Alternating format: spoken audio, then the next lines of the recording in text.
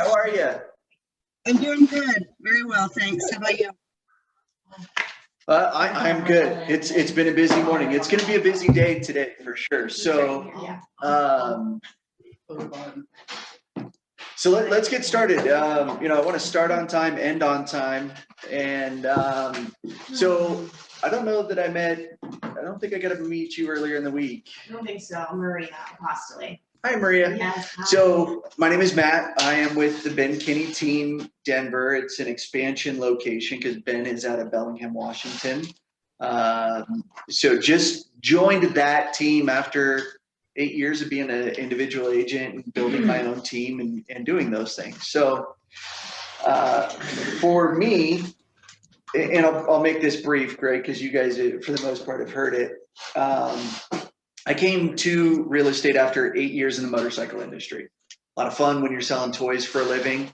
The downside is I was never going to have control of my schedule, and that was important to me, right? I wasn't married at the time, didn't have kids, but people like to schedule kids' events and things on Saturdays. And I love watching college football, but guess where I was every Saturday? I was at the dealership, and you know what they don't let you do? Watch TV, right? Go figure. I had to go work. So got into real estate. I was just dumb enough to do what smart people were telling me to do. They said, Matt, go do this and say that. And I said, okay, that's what I'll go do, right? Because this is not a very complicated business.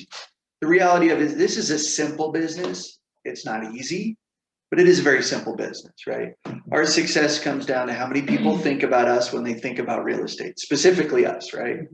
So Stephanie, not Keller Williams. Yeah. We don't need them to think about Keller Williams. We need to think about you individually. And how many people you serve and how well you serve them. You could serve a lot of people really poorly, or you could serve a lot of people really well and make even more money. It's really whatever you want your business to look like. So this is a class that I'm excited to teach. And I've always leaned towards teaching listing classes. Because the Millionaire Real Estate Agent book, if you haven't read it, please read it, but here's the gist of it. Focus on leads, focus on listings, focus on leverage. It doesn't say leads, buyers, leverage. Buyers are a lot more work, and they don't give us the opportunity for leverage. People that focus on listings, getting listings, last in this business. The people that focus primarily on buyers tend to get a lot more burnt out because it's just more work. Right? And the market's more volatile that way. When you have the listings, you create more leads, you create leverage in your schedule. If I don't want to be out showing homes on Saturdays and Sundays, well then, right, take more listings and I don't have to worry about it. If I have a lot of buyers, guess what time buyers want, or what days buyers want to go see homes? Saturdays and Sundays and nights. Right. And I have a 2-year-old and he likes daddy being home for dinner and putting him to bed and reading stories. Right. And he's a lot of fun. So I like hanging out with him. So that's why I like teaching this class. It's one of the reasons why I primarily will focus on finding the seller lead classes. Right. Can you explain leverage? Yeah, absolutely. So for those in virtual world, right, if you didn't hear, right, you wanted to explain leverage. So leverage is ultimately utilizing a mechanism, a tool to move a bigger object, right? That's what leverage is. In real estate, it's about systems, tools, technology, and people so that we can be more efficient in what we do, right? So if I can take what used to take me 4 hours to get done, now I can do it in 5 minutes. Well, that's leverage, right? Now, what do I do with the time that I just gained back? I can buy luxury with it, meaning I can do less work. I can put my feet up on my couch or whatever that looks like. Or I can go get more business, right? So what does that look like for real estate specifically, right? Ben Kinney is the head of the CEO of the Ben Kinney team, right? He and Chris now as they've joined and formed Place. But Ben hasn't sat down and worked with a seller in a very long time. We sold 5,773 homes last year. And I don't know that Ben opened up a lockbox. It's not in his, but how does that happen? It's systems, it's tools, it's technology, and it's people, right? So for example, following the book, the first hire that you should make is an administrative person. And here's why. Really, it should be a transaction coordinator. My recommendation, and this isn't endorsed by everybody, right? This is just my personal belief. So here's my disclaimer. Hire the transaction coordinator from day one and don't worry about doing all of that stuff because it's a time suck. So transaction coordinator is going to take about 40% of your job off your plate, and they get paid at the table. They only get paid when you do, right? It's a phenomenal piece of leverage. National Association of Realtors will tell us the average transaction takes about 50 hours to complete, from everything on the front end of it to we get to closing, 50 hours. That TC is going to take 20 of those hours off your plate, and they're $400 a transaction. Right? So yes, you made less money because you paid them. But what did you do with the other 20 hours? Yeah, made more money, spend more time, right? You could do a lot more things with it when you're not babysitting dates and deadlines and title companies and lenders. And yeah, I tell lenders all the time when I'm in a transaction, don't call me for an update. I don't want to know. Unless there's something I specifically have to do, don't call me, right? If you have to talk to me, things are going bad and I don't want to talk to you. Right? Matt, I was thinking one of the tools that I used for leverage on this first sale that I had was so simple, but it was simply my name and phone number on a sign in front of a property. So I didn't really have to do anything other than post the sign, but that was potentially advertising me in a way that working with buyers, I'm not getting that advertising at all. Yeah, I mean, do you like take a staple gun and a sign and put it to the back of your buyers when they're walking around just everywhere? I do, like, but they didn't. Here's like my this. real estate agent, right? Working with Stephanie. Here's her number if you need it. Yeah. Right? For more questions, call Stephanie. They wouldn't wear my t-shirts. I don't know why. Yeah. I feel like you didn't write it. Yeah. That doesn't happen that way, right? When my wife was on my team, we joked about having a team that says "Keep calm, Brenna's got it." Right? My wife's name's Brenna. Because she does. She just handles everything. But with a listing, you can do that. Now, here's another form of leverage, right? We have a company called Quickly. Ben owns, right? Ben owns a lot of tech companies, but Quickly puts a text phone number, a text word, and a phone number on all of our listings. So if you're walking by and you want information on the house, you text BKT Denver to 59559. It gets you the information, but you know what it does to the team? It gives you their information. Gives me their information. So I leveraged technology to get another lead. Now I can call and say, hey, you were interested in 123 Main Street. Now, what did you think of it when you saw it online? You want to go see it in person? Yeah, what questions can I answer for you? Do you want to see it in person? Whatever those questions are, right? So leverage is hugely powerful. Okay? It's one of the things that very successful people understand is leverage, and that not just time is money, but I think if you actually added up what the average person does, how much time they spend on Facebook, for example, if they actually were charged that much from Facebook, they would never use it. But they don't think about it that way. They don't think about the robbed productivity hours that they have. Does that make sense? Right? So I think for somebody making about $150,000, it would be like $400 a month that Facebook would cost them. And lost productivity, right? That's what Facebook would actually charge. And highly successful people think about things that way. So cool, good questions. Any other questions that before we dive in? And if you're virtually, you got to chime in too. It can't just be hey, we put a picture up of Jeff and he moves, so he's there. And there's Sal.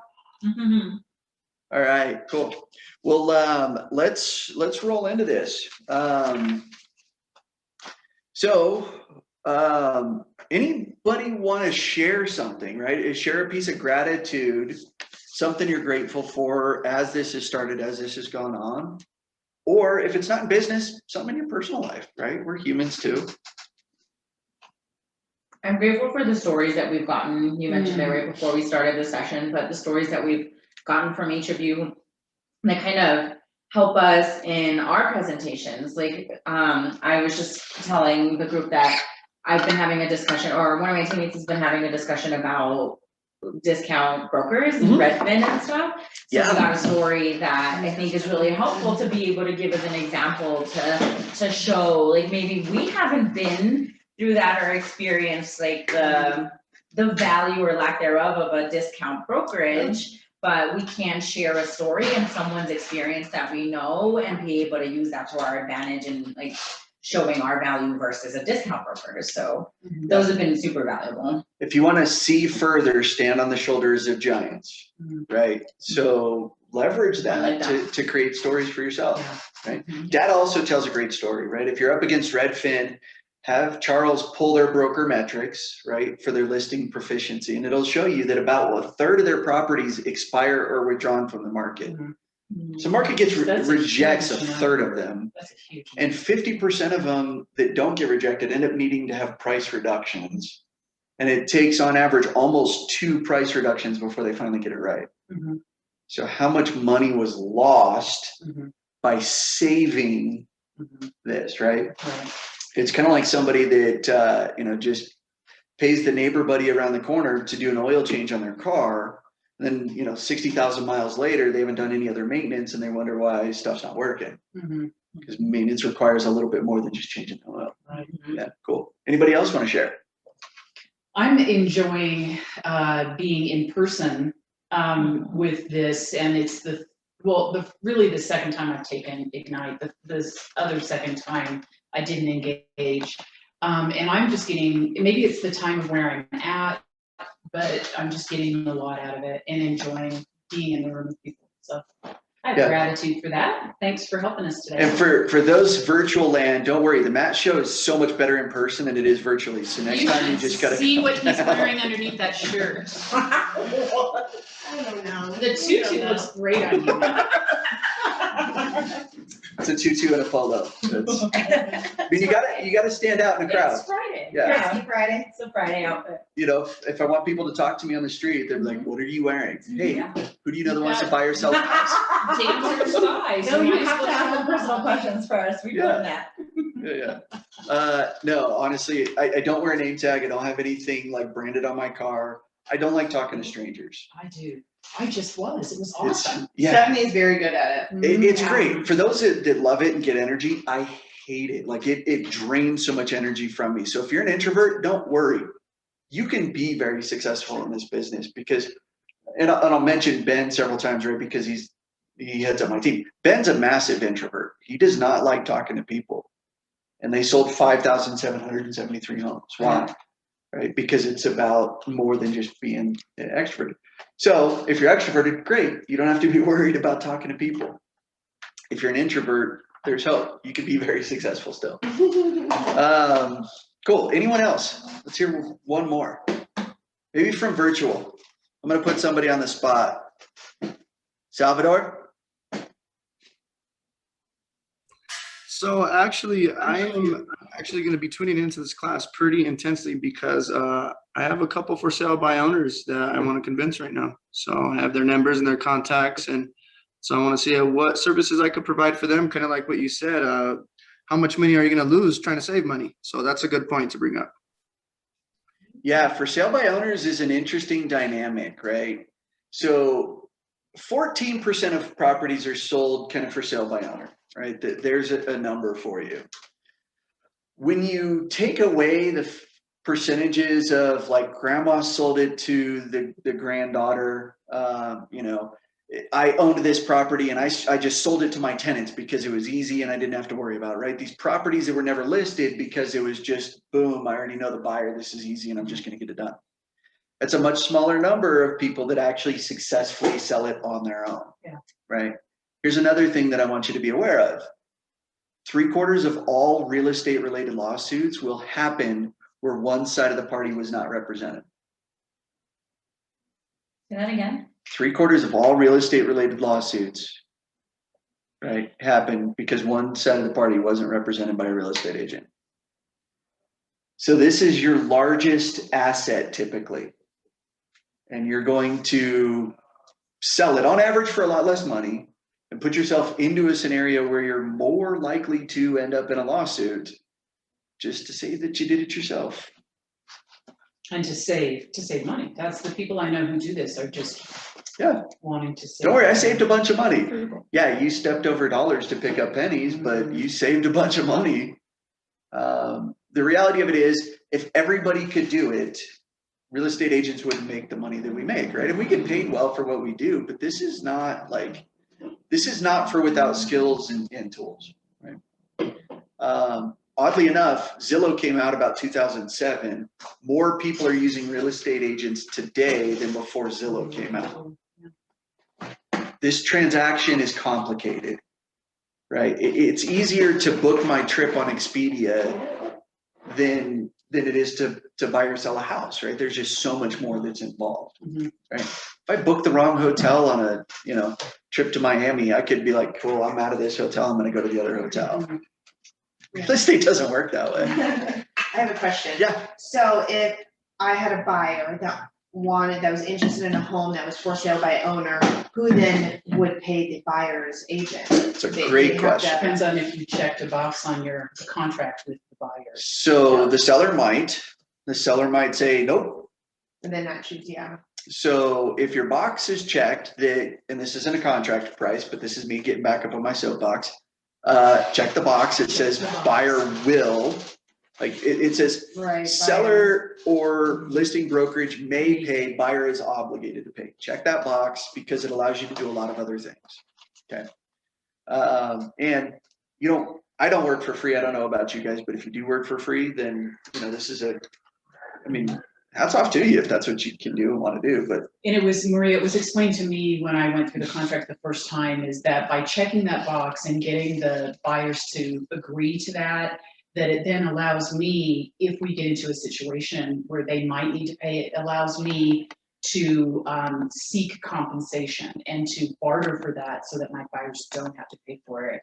Whereas if they hadn't checked that, I wouldn't be able to do that. Right. you're So correct would because you be able to ask the for sale by owner, like, hey, for sale by owner, I have a buyer for you, would you be willing to pay for the buyer's Right. commission? there's a Yes. contract that you would send over. That's what I was wondering. And Yep. so, but are those people that are for sale by owner, the reason they're doing that is because they don't want to pay commission. Right. So They the don't wanna chance pay of them saying yes, It's actually pretty high even if they would because say yes, You're bringing them a buyer. they would just. in my experience, they understand that they're going to have to pay somebody. Okay, And that if they're not offering to pay a real estate agent to at least work with the buyer, that they may not get their home sold. okay.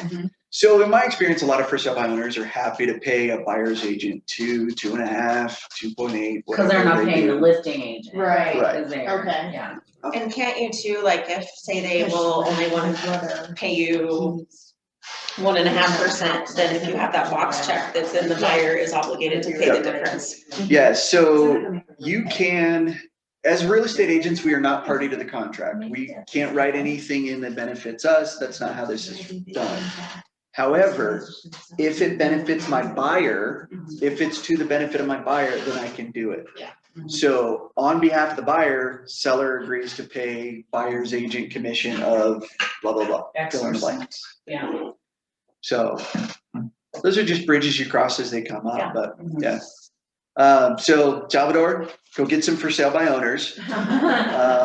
Stay in regular contact with them because it takes about 8 weeks before they say, all right, I've had enough. Everybody else is getting their property sold and I'm not getting mine sold. So Okay. You know where I could find some good scripts for some FSBOs? absolutely. So Bold is a good spot to pick up scripts for sale by owners. My team works scripts for expireds and for sale by owners pretty much every day. Well, 4 days a week, Monday through Thursday. Right now we've been going through expired scripts, but I can probably get Kelly to allow you to jump into our Zoom and work through some for sale by owner scripts. And I could probably pull the script for you. But if you want to get good at it and work on it, Yeah, that'd be Yeah. great to get in on that class. And if I could get an email of some of those scripts, like you said, like kind of do both, I'd be really happy for that. Yeah. And I would. yeah, so let's do this. Write down my email address. If you want anything, right? Write down my email address, write down my phone number. So my email address is Matt H, MATTH, at Ben Kenny Team. That's BEN KINNEY team, TEAM.com. Isn't that pronounced Matt? Matt? Would be. I didn't pick my email address, so there must have been a previous Matt that got just Matt at Ben Kinney Team. I don't know who he is, but maybe we'll have to step into the ring. Duke it out. So my phone number is 303-875-6356. Text, call, email, find me on Facebook, it doesn't really matter, but whatever I can do to help you grow your career, achieve your goals, I'm at your service, right? So Thank you. I appreciate it. cool. So yeah, when you email me, just let me know if you want expired scripts for sale by owner scripts, anything specific, so that I don't have to rely on my memory. This is a leverage thing. Yeah. I keep it in technology so that I don't have to remember it. Okay, so what successful agents do every day, right? We talked about this last time I taught. Anywhere you see lead generate for buyers and sellers, this is not part of Ignite. This is Matt's personal opinion. I say scratch out the word buyers. You will find buyers by lead generating for sellers. You will trip over more buyers when you have more listings. So, and then you got to be picky, right? I've got a buyer that reached out to me, wants to go see a listing of mine in Aurora that's $300,000. And my thought process is, do I really want to go to Aurora for a $300,000 buyer? And what does this look like, right? And I can make that choice, right? I can make that choice because I have enough leads to do what it is that I want to do, right? I can work with the people that I want to work with. Or do I want to just refer this out and let somebody else work it, right? Because I can do that too. Say, hey, I got this lead. I don't have the time and energy to do it, but here you go. Okay. So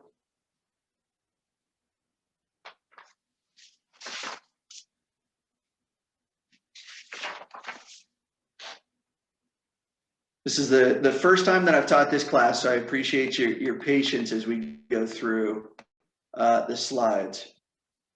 All right.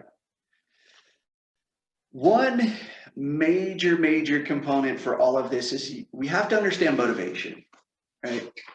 Because if we don't understand what a buyer or seller's motivation is, then we can't really help to our fullest potential, right? We can't help to what we're really obligated to. We're not doing our fiduciary duty. And it also helps you decide who to work with and who to cut loose. Because not all leads are created equal. And what I mean by that is not all people aren't created equal, right? 100% of people that buy in or selling homes are people, and it's about relationship and timeline for them. So I don't want you to discount it, but there are leads in my system that I will dedicate all day to. And there are some that they're going to call and I'm going to say, no, I don't have time for that conversation right now, right? And I'm going to send it to voicemail and get back to them when I do have time, right? So motivation is a huge factor. If you're about to be homeless, you're very motivated to get into a home, right? If you would buy a home when the dream home comes along, I mean, I don't know who isn't in that category, right? Your dream home just fell in your lap and it's in your price range. I think everybody would jump on that deal, right? So, what are we going to do to find the motivation? We're going to qualify and convert seller leads. Also do pre-qualification. For example, I just took a listing. It's down in Aurora, right? The $300,000. This one's probably going to be a short sale, meaning that when they sell it, the bank's going to have to forgive some money because he owes more than the property's worth. And that's unfortunate, but those are things that I have to know going into it. Because if I don't do my homework and I'm like, yeah, hey, great, we got an offer. It's $20,000 over list price. Go ahead and sign. Yeah. And he signs it. We're under contract to move forward. And now he has to come to the closing with, $15,000. Post 2007. Divorces are usually hard. And when you do cash out refinances continually and then get a divorce and don't keep up on your house and it falls to crap. So it still happens. Still happens. So I'm learning about short sales. This is my first, but thankfully my partner here in Denver used to do a lot of them. And again, in the pre-qualification, you also find out if somebody's a jerk. Here's also my recommendation. I don't work with jerks. Yeah, Like if you're a jerk and you're rude to me, like that's one of the reasons I'm in this biz. I don't need to work with you. No more assholes. What? If I can avoid it. I mean, there will be some. Yeah. Some of them will be real estate agents. You know, that's a real thing. So, all right, Salvador, I know this is going to apply to you. You mentioned targeting for sale by owners. This is a big deal, right? The do not call. We need to be compliant if we're cold calling and we're calling strangers.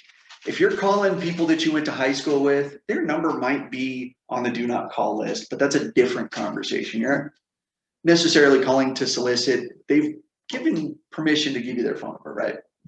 So make sure that you scrub against the federal do not call list. Make sure that you have subscribed to the local state registry and you're not calling and bombarding folks with it, right? The fine for these is like $1,500 per instance. Oh, wow. Now my team, we use a triple line dialer, which means it's dialing 3 numbers at a time. Can you imagine how fast that would rack up $15,000 fines? Mhm. Oh my God. And I don't think bankruptcy would save you from that. Right? I don't know what it is. So Can we talk about how to do that? Like, so, how to scrub? well, yeah, and how are you, so, you know, you subscribe to the registry. And then do you like input each number before Like, do you you- call it to see? if Yeah, it's- so How's it all work? a lot of the services that will provide phone numbers for you will provide against the federal do not call list. Mhm. So then you would have to take that list, match it up against the list for the federal do not call or the state do not call, and then take out the ones that are on the state and then upload it into your dialer or your list, your CRM, whatever you're using to call, right? If you're hand dialing, whatever that looks like. So we have a virtual assistant that does it for us. There's back to leverage, right? We pay somebody who's out of the Philippines and that's what they do, right? They take a look at this list, they take a look at this list, they combine and it's, right, it's accurate. So, yeah. Check before you call. Don't get fined. It's a big deal. All right, so let's talk about where to find seller leads. All right, let me ask you a question, and Sharon, I'm going to jump to you on this one because I'm, you know, again, I want to keep engagement here with our virtual friends. What is the number one job, your number one job in real estate?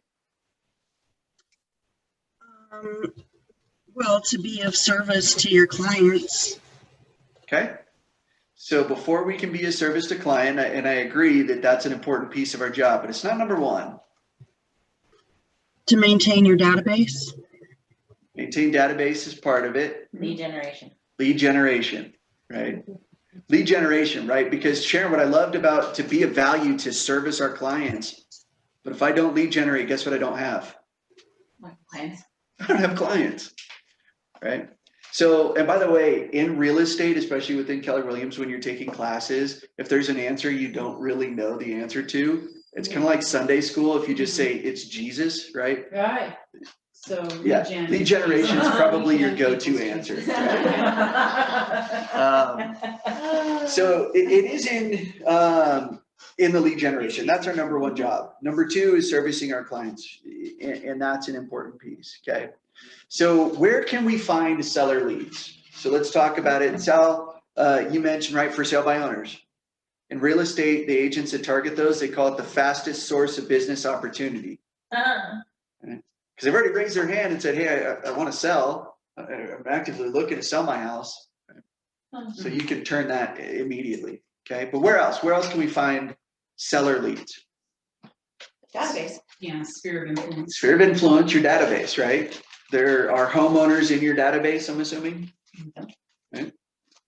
Okay, and if we're on the younger side of the age group and most of our friends haven't bought homes, do they know older people? Like, do they have parents? Do they have aunts and uncles? Do they have friends who have parents? Or did they buy a house young, right? I was 23 when I bought my first house, which is about 10 years younger than the average. And so, but where else? Database is good. Open houses. Open houses. She's cheating, it's on the screen. Open houses. And also, Floor duty's one. Yeah, so, and I want to come back to that, Stephanie, for floor duty, because that's something unique to this office that honestly I've not really been part of, because we haven't had a retail location. But I want to talk about open houses. 95% of real estate agents are going to tell you that open houses are for buyer leads. And I'll tell you that when they're done correctly, it's a fantastic source for seller leads. Yeah. I'm using your open house script today. I'm gonna go door knocking today Yeah. for an open house, and I'm gonna use your Awesome. question. Like, who do you know looking to sell? And what was it? Asking, you presented it as like, not anybody coming through a open house might not be interested in this home, right? Mhm. So who do you know? So are you guys catching that online, what she's saying, or you need me to repeat? Repeat. You want me to repeat it? Yeah. Okay, so here's another thing that I'm doing. I haven't gotten this yet, but my wife used to be on my team. Every time we went door knocking together, more people opened the door for her than they opened for She's me. cuter than you. She's way cuter than I am, right? Nobody wants to open up a door for this. Like, it happens, just a lot less, right? It's the tutu that scares them away. It's the tutu that's scaring them away. They're like, I don't want to open this door. It's Right. Ventura. So here's what I'm doing. I'm actually going to get a yellow bright safety vest and a metal clipboard, right? Because now it looks like I have something official. But here's why. When I worked at the motorcycle dealership, we had a technician on a test ride that got hit by a truck and lost a leg. The dealership then required yellow safety vests on any test ride moving forward. Safety was an important thing for the dealership, right? So here's the piece, right? If somebody asks me, why are you in a yellow safety vest as a real estate agent? I'm going to say, look, I don't know if your neighborhood's anything like mine, but people come flying around the corners, you know, and we're walking by cars, we're walking across the street, and we just want to make sure that we're visible and safe. There's a legitimate reason. Now, the real reason is people are more likely to open up the door if it looks like I work for the power company and not somebody that's going to sell them something. So I still think the tutu might really work in that situation. I don't own a tutu, so we'll have to like. I have a few. Great, I'm gonna be tutued. So anyways, I've got that on, right? And I've got the metal clipboard. The metal clipboard has inside of it, right? I'm gonna have the flyers for the open house. I'm gonna have a pen. On the clipboard is gonna be a map of the neighborhood. What houses did I stop in? By the way, you can reach out to Andrea with Land Title and she can get you a door knocking map. And it'll give you kind of homeowner information. It'll say, here's the best way to walk this neighborhood if you're going to walk the neighborhood, right? So reach out to Andrea about door knocking map. And she can get you that list, right? So I can start marking down notes. So anyways, I go and knock on the door and step back, right? Don't knock on the door like you're the police, right? So take a step back, right? So they can see you and you're not threatening. And hey, I'm Matt. I'm with the Ben Kinney real estate team. We've got an open house in your neighborhood for your neighbors, Mr. and Mrs. Smith, here just down around the corner. And the reason why I'm knocking on your door is we put out a whole bunch of signs. And before somebody just sticks a sign in your yard without asking, just wanted to make sure that you're not opposed to a yard sign maybe being in your yard for a couple of hours tomorrow, right? Promise we'll get it picked up, right?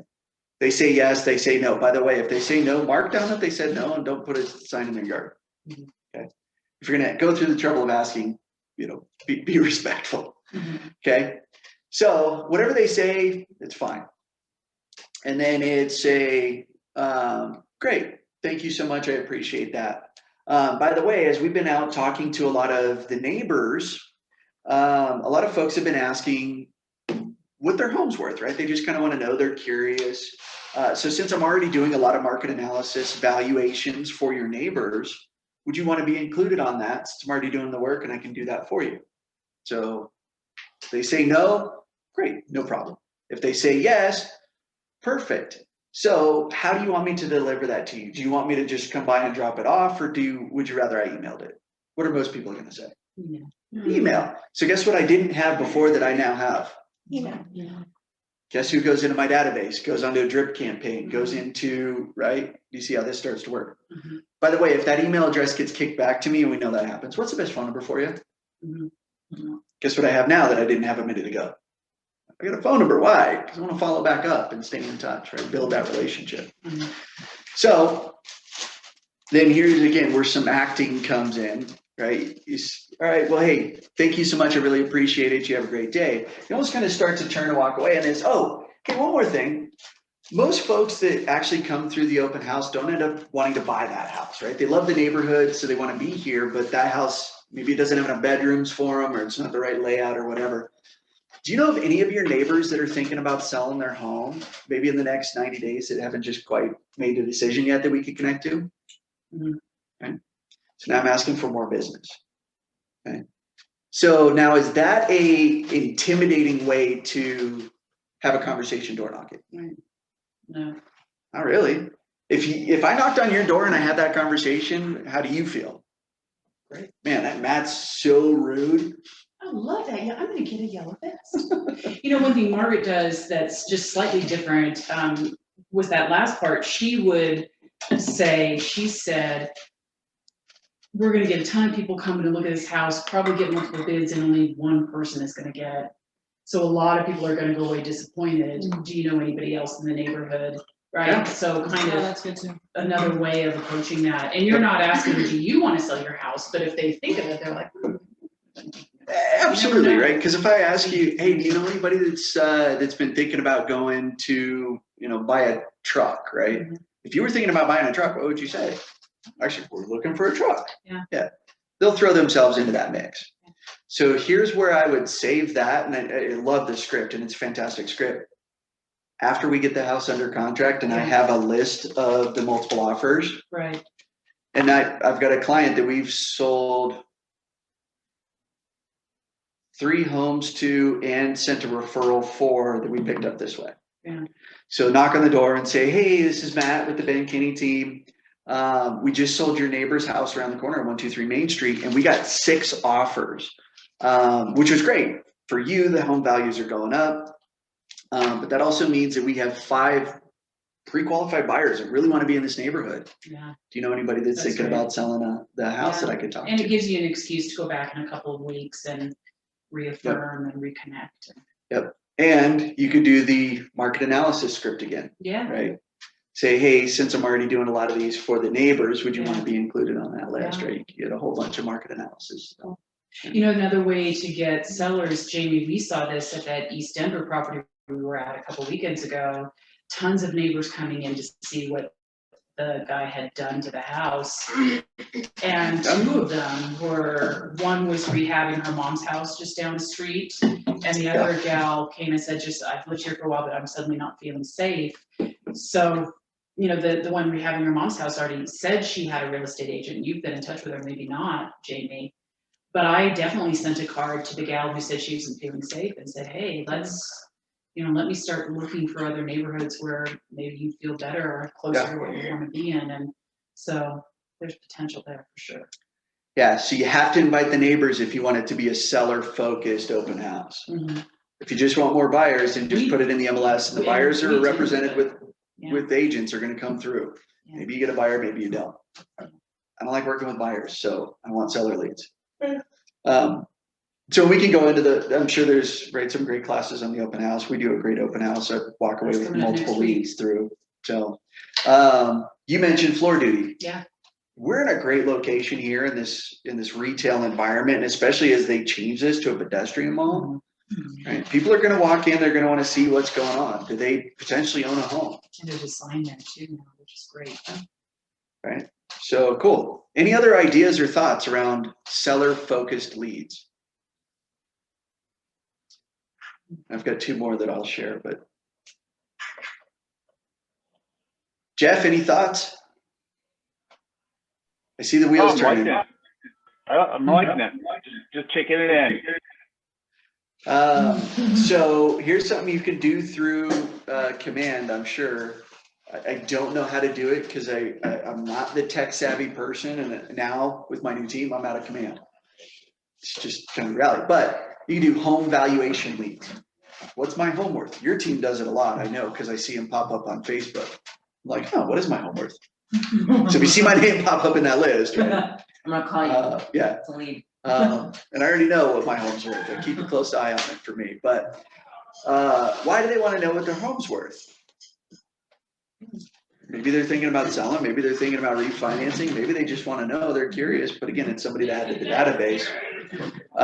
Expireds is another good one, right? They raised their hand, said, hey, I want to sell my house. Previous agent couldn't get it done, maybe just takes a new approach. Usually it's a new price, but what I've found is a lot of real estate agents are terrified to have the pricing conversation and they don't, so they just let it expire. Think about that. Yeah. They're too afraid to say, the market has clearly told us that the house is overpriced. We need to make a correction. So they just let it expire and they walk away from thousands and thousands of dollars. Right?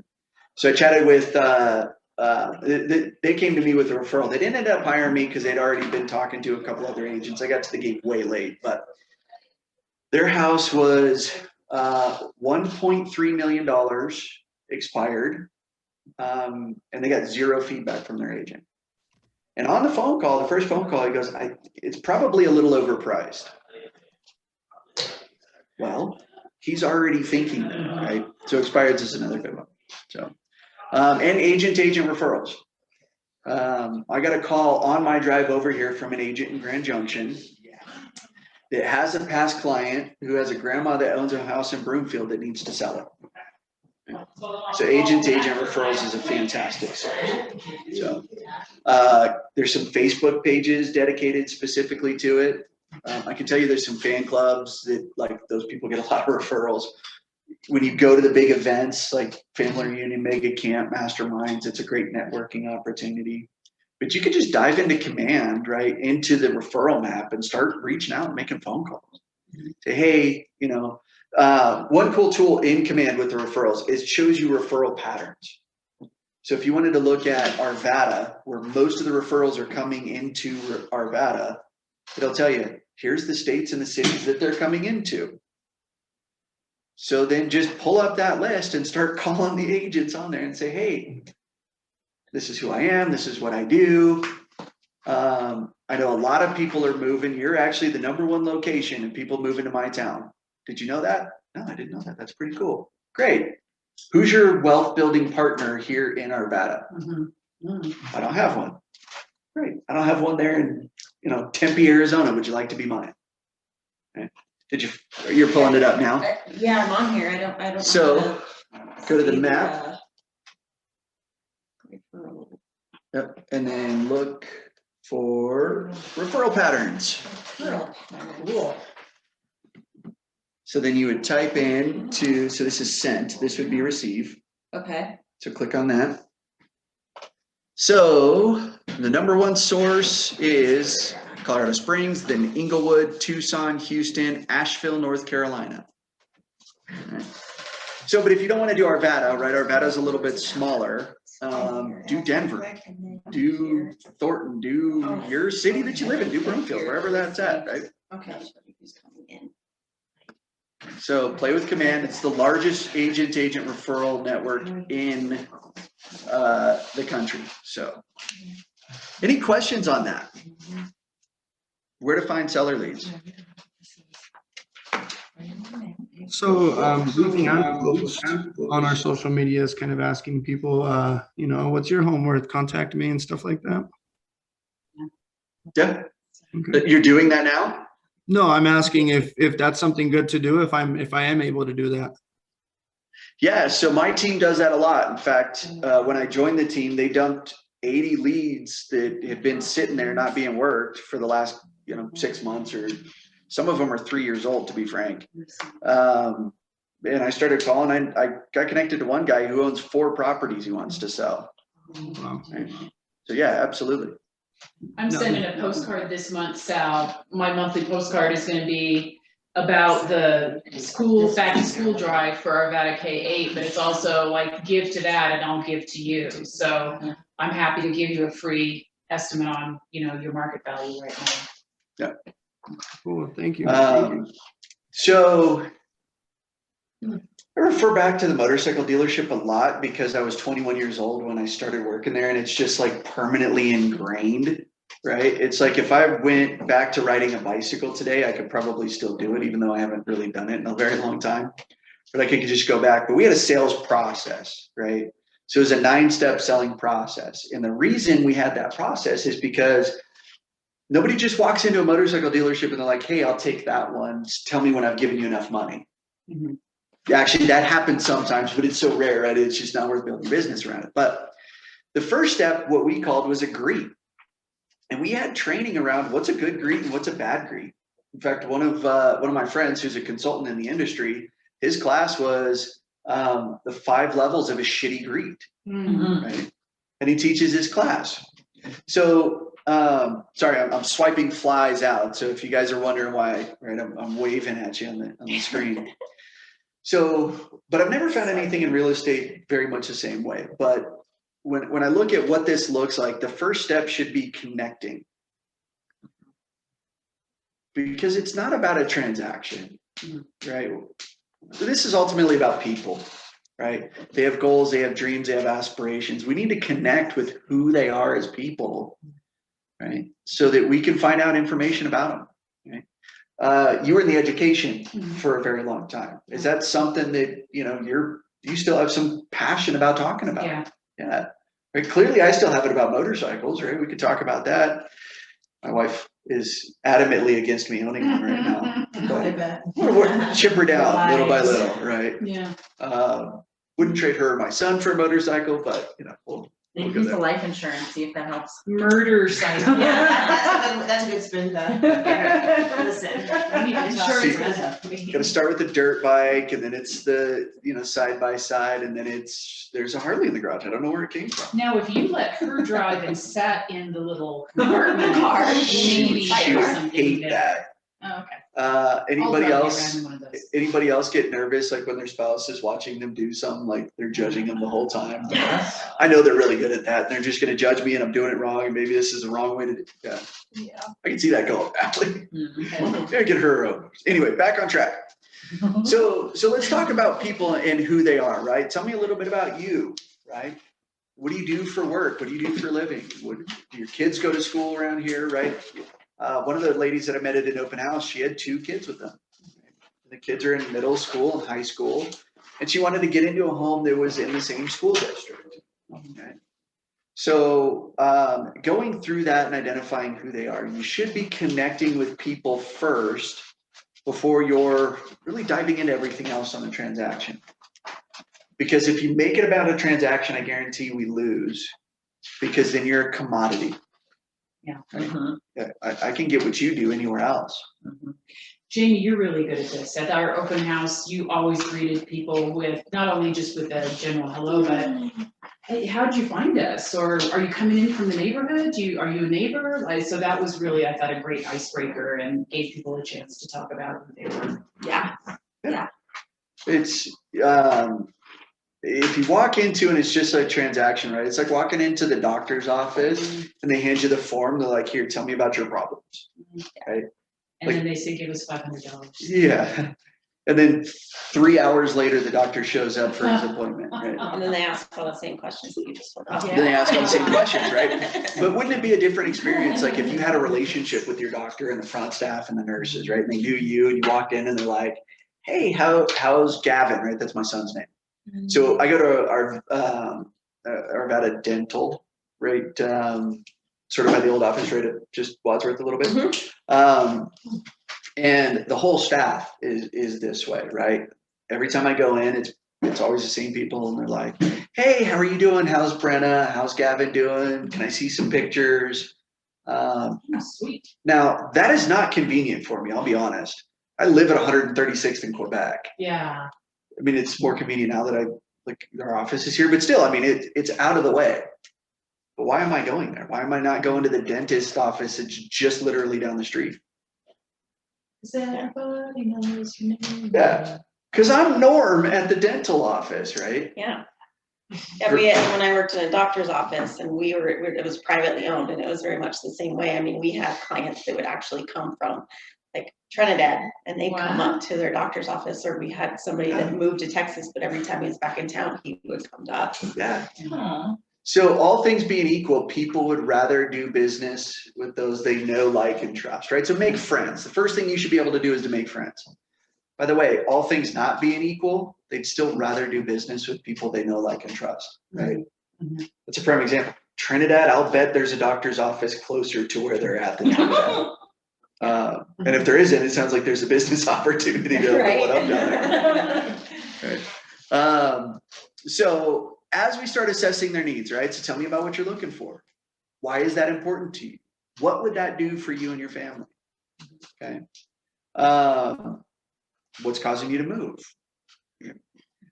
These are all good questions as you dig. And here's what I'll tell you, start digging a little bit deeper. Peel the onion a little bit. So, right, if I say, hey, so tell me about why you're moving. So just role play this with me. Make something up. I got a divorce and I need Wow. to sell because he gets half of the house. He's getting half the house. Yep. Wow. So tell me more about what you're looking for. Well, I would love a bachelorette pad. I definitely want a she shed. Okay. And I want something that's going to give space for a roommate if I ever need one. Okay. Or somewhere for the next partner to sleep in if they're in the doghouse. Other than the couch. Other than the couch. Right. So tell me more about that. What does that look like for you? Gosh, I'd say maybe about at least 1,900 square feet, 2 bedrooms, 2 baths. I don't want to share my bathroom. I want a bathtub, something that my whole body can fit in, ideally. And so not this super shallow, like shower pan. those little rectangular ones that you can barely sit in. No, not that. Something bigger than that. Right. Let's see what else. And it's just gonna be me, so something I can afford, obviously. That sounds really amazing. So tell me, what does that do for you? Like if you had all of that, right? We just, bewitched it. I wiggled my nose and there it is, right? What does that do for you? Well, it's a newfound sense of independence. I haven't had a home on my own ever before. Ideally, now that I'm thinking of it, something I don't have to do a lot of work in because I'm not going to be doing that. And I mean, how powerful is it going to be able to say that I own my own home by myself? Sense of pride, Yeah, for sure. You're gonna love that, right? So now, what did I learn about her in that I wouldn't have if I didn't ask the other questions? She's motivated, like she is. The divorce is happening, right? There's Like, motivation. But she's motivated to be that independent and. Yeah. Good motivations as well. And she knows exactly what she wants, size, number of bathrooms. Yep. Maybe there's a roommate, maybe there's a future doghouse space for the. A big old can of man be gone. So, and here's what I know, right? We just kind of role play that, and that may be a real scenario, it may not. I don't know your personal scenario if you're going through a divorce, Not a right? scenario. But here's what I know. I felt the passion in your voice when you were talking about the pride of being able to own it and how much that would mean to you. Right now, here's another question. How do you feel about me in that conversation? Like we just met at the open house, right? How do you feel about me? Yeah. Do you feel like? Well, I feel like I trust you. I feel like because I was able to have that feeling of like excitement or pride, then I mean you're the one I'm looking at, so I connected you with my pride, even though I did not get that from you. And what did I do? Right? You came out of curiosity. Like you kept. It was more like you cared about her. It wasn't about the sale, the house or the. It's like you specifically. You trust me as a person. I could be a really bad real estate agent, right? I may not know the contract. I don't know how to fill anything out. I don't even know how to log into the MLS, but you trust me, right? That's a powerful piece. Now, you walk into another open house, and here's what you'll find. And this drives me nuts. Again, soapbox, but again, I'm teaching the class, so I get the opportunity, right? I'll walk into an open house. So imagine you walk into the open house, and I'm here on the computer, and I'm just typing away, and I'm like, hey, welcome to the open house. Take a look around. Let me know if you got any questions. All right, thanks. You don't know anything about her she shed. Right? I would walk out and go, gee, that was a bundle of joy. Yeah. So, and it could be a phenomenal house, and I could be a fantastic agent. I could have 15 years experience, and I could be one of the top producers, but do you care? Yeah. So that's where this really matters, right? Getting connected into who people are and why that's important. Okay. Any questions or thoughts or comments on that? Just always reminded of how deeply psychological this is, sales, right? Yeah. And it is sales, but it's also just connecting with people's desires and emotions in such a raw way. So, Yeah, and I think a perfect example of just knowing that people are, it's about maybe not even your experiences. The other day, I have a former athlete, I'm an athletic trainer, and she does my hair, and she was talking about, and she actually was telling me that, yeah, I've talked to people about this. She's like, how can I not trust Jamie as my real estate agent? When she took me through 3 injuries, like, I totally trust her, but I think that she's getting feedback from other people like, well, she's brand new, like, why would you go with her? But she's like, I completely trust her. And it wasn't about my experience, it was the fact that, yeah, we had that So you're gonna take relationship. care of her. It's the caliber of the person. So I had a conversation with the person on my team because she's very apprehensive to call. She doesn't want to call. She doesn't want to bother anybody. That's like scaring her to death. She's almost frozen. So I asked her and I said, look, are you a person of integrity? And she said, yeah. And I said, okay, so I get the sense you care about people. Like, you need a bottle of you want water? to do the right thing, right? And she said, yeah, absolutely. And I said, okay, so if I came to you with a real estate need, would you not do everything in your power to make sure that I had the best outcome? And she said, absolutely, I would. Okay, great. So even if you didn't know the answer, you would still go find the answer. Yeah. Right. Okay. So do people want you to have the answer, or do they want to know that they get the right answer wherever it comes from? They want to know that they get the right answer, right? And somebody who doesn't care about them, you know what they're going to do? Just to give one. They're just going to give an answer, whether it's the right answer or not, right? So you got to care about people first. So don't let the fact that you may have never sold a home hold you back in any way. Babe Ruth had to hit his first home run before he hit 600 some home runs or so. Or you call it. I don't know how many home runs Babe Ruth hit. Clearly, I am not a, baseball encyclopedia. So let's talk about seller lead categories. And this goes into both categories, but they're A, B, and C. Now you've heard the term, people have to be ready, willing, and able. We're going to reorder that intentionally. They have to be able, ready, and then willing. Because if you're not able to sell a home or buy a home, what difference does it make? Right? I mean, yeah, I'm willing to buy a $5 million house. I am not able to, so what's the point of talking about it, right? So, but these are people that need to do a transaction. These are people that are getting a divorce, right? Grandma passed away and we need to get the house sold. I got a job relocation and I need to move to Seattle in 3 weeks. I've got to get the house sold, okay? These are your absolutely highest motivation sellers or buyers, right? Something is pressing and they've got to get something done quick, okay? B is their timeline is a little bit more loose, right? They're not going to be homeless necessarily in 2 weeks, but they're in the next, and this one says 15 to 60 days. I'd open that up a little bit more to maybe the next 3 months. And I'd put your C sellers or buyers like, yeah, if somebody just dumped like 2 sacks of cash on my front porch and it was enough, like I'd sell my house. Well, what's that number? Well, it's about 3 times what it's worth. Okay. Like that's great, right? The market may get there at some point, but like I'm not setting a lot of time aside to do that, right? That's not the highest priority for me. So as you categorize it, this is where it makes sense to prioritize who you're going to spend the most time with. And to be frank, I think it's fine to tell people that like, hey, this is fantastic. Here's where you're at, right? You're in the someday I'll buy. And that may change at any moment. If it does change, just let me know. In my time, in my schedule, I dedicate most of my time to those that have an immediate need. They've got to do something right now. The next chunk of my time goes to the folks that are, they've got a pressing need, but it's not like an absolute dire situation, right?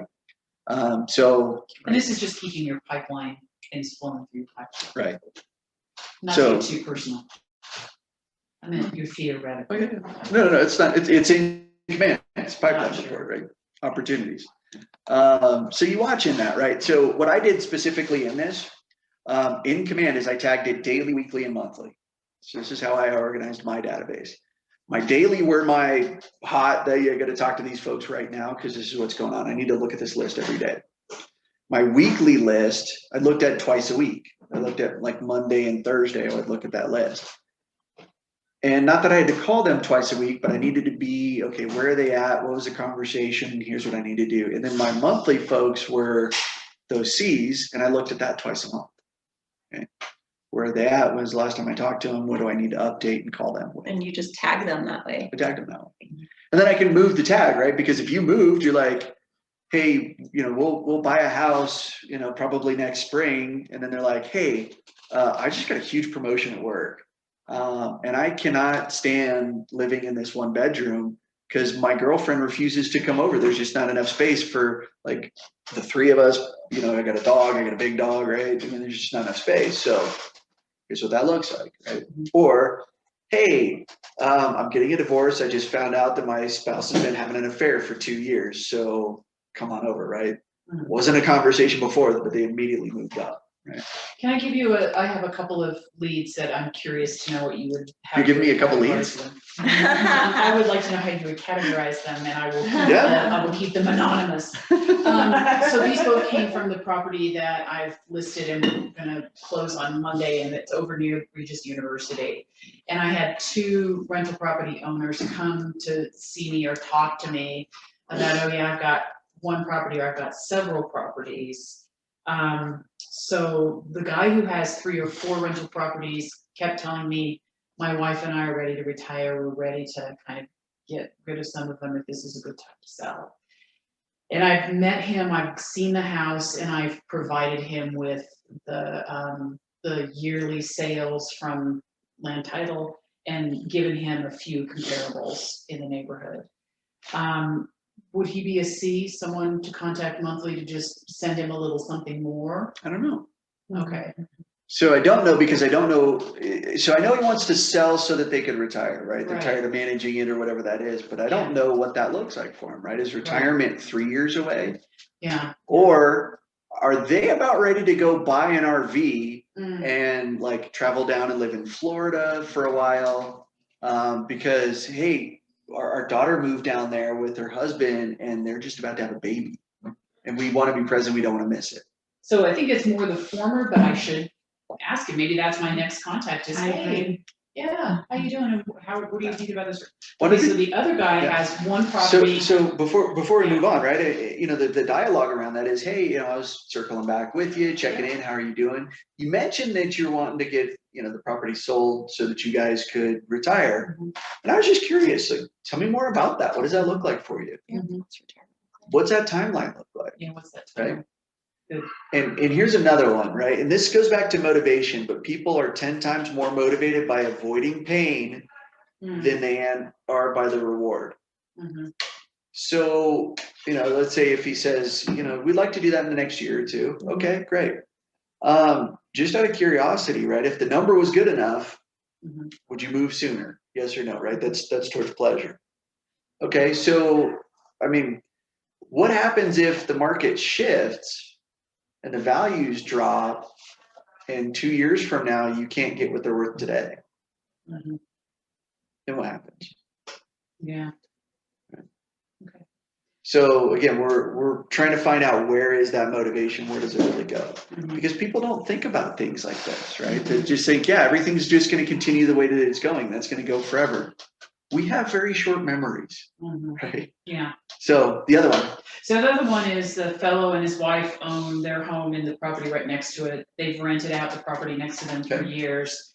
And he was hot to trot, but the last time I spoke to him, he said, I haven't been able to bring myself to tell the current renter that we're thinking of selling, and I'm super concerned he won't be able to afford someplace else. And Okay. he's on a month to month, and once I work up my courage, I'll sure call you. And I was thinking he was perhaps a more hot lead, but in thinking about ABC, I'm thinking he's not. so would the tenant want to buy it? No, the tenant can't afford, even sounds like he's paying a lower than market rate. So Yeah, he can't afford what? I would assume he couldn't afford to purchase it, but maybe Retail? I'm wrong. Yeah, I mean, if the landlord's doing under market rent, is it Yeah. possible he would under market sell? I don't know. yeah. So maybe it works out, maybe it doesn't, I don't know. So what if, you know, we had an agreement in place, right? We sell it to another investor. The lease is renewed for whatever it is. So I sold a house that tenant had just signed a 5-year lease. They had intended on keeping the property, but hey, 50% of marriages end in divorce, so that's where that went. But they had signed this 5-year lease, and it didn't have anything in there for the lease to be able to step up and go up. Mhm. But it was important for the owners, the current owners, to keep a good landlord for the next tenants. They cared about the tenants. Well, and right? that's, I'd already talked to him about how obviously any tenants you had in there would be able to keep their lease. Their current lease, but if they're on a month to month, Right, they can't, so I will, that's. so what if you signed a 1-year, 2-year, 5-year, Yeah. 50-year lease? Yeah. I mean, it doesn't really matter. It is gonna impact how it sells, Yeah. right? Because if There I'm might buying still be- something, it's under market rent, Mhm, and I'm paying retail prices for it, that's gonna affect the value that I have for it. mhm. But the other piece of it is, why does he wanna sell? Yeah. What's important to him about selling? Mhm. And what's not being accomplished in their life because they can't sell the property? How would this help meet your goals for selling the property? And what's not being done, right? What are you sacrificing because you won't have the conversation with the tenant that you need to sell? That's awesome, thank you for helping with that. Okay, so let's go into, this is the qualifying the seller. Okay, so in your toolkit, there should be a form, kind of looks like this if you're online, right? It says pre-listing questionnaire. Okay. It's in the toolkit with the. Yeah, so here we go. We're gonna role play this. So you get to be the agent making the phone calls. I will be the homeowner, right? And just go through, take a minute just to kind of read Okay, through. Internalize the questions that are there. Don't overthink it, just read what's there. Oftentimes we like, I don't like that question, I don't really want to answer it, but there's sometimes very important reasons why we answer or ask those questions. Okay, you're looking to sell? Yes. Okay.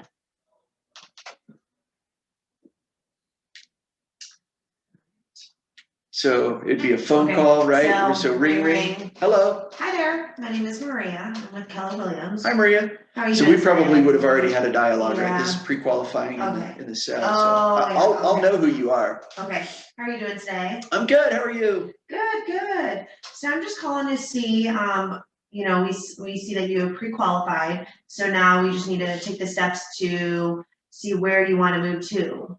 So Okay. where would you like to move to? Oh, you're selling though, right? Yeah, but I'm selling, I have to move if Yeah, I'm selling, so- right? I'm not gonna stay. So that's where why are you it's, thinking about moving? so we're gonna go down to Florida. My wife's got family down there. Oh, okay, fun. What part of Florida? Melbourne Beach. Myrtle, oh, okay. So that's Never- down on the Atlantic side. And, Yeah. it's a never cool little been. beach town. Nice, okay. So, how soon did you want to be there? She wants to be there yesterday. Oh, wow, okay. So for me, you know, if we can get down there, I think in the next 90 days, that would be good. I think Okay. that'd still keep me in happy home. Okay, and how much do you want to list your home for? Well, I don't know. That's why I'm having you come over. Okay, Which is a question that you're gonna get a lot, by the way. So to break role play for that moment. So here's what you can do to combat that, right? You could just pull up their address on Zillow and say, well, Zillow says that your house is worth $525. How do you feel about that? Because you're not saying you think the house is worth $525, but you're getting them to give it a reaction. viewers, They're like, my house is worth $525. All right, I'm taking that to the bank. Or there's no way. Like my house is worth way more than that. Or Yeah, I don't know. That's probably in the ballpark, right? Okay. So there's a way that you can go combat that. How much do you want to sell your house for? Mhm. So anyway, Okay, how much do you still owe on your home? so we owe about 250. You still owe 250, okay. All right, what would happen if we weren't able to sell your home? What would you do? I don't know. I'd probably cry.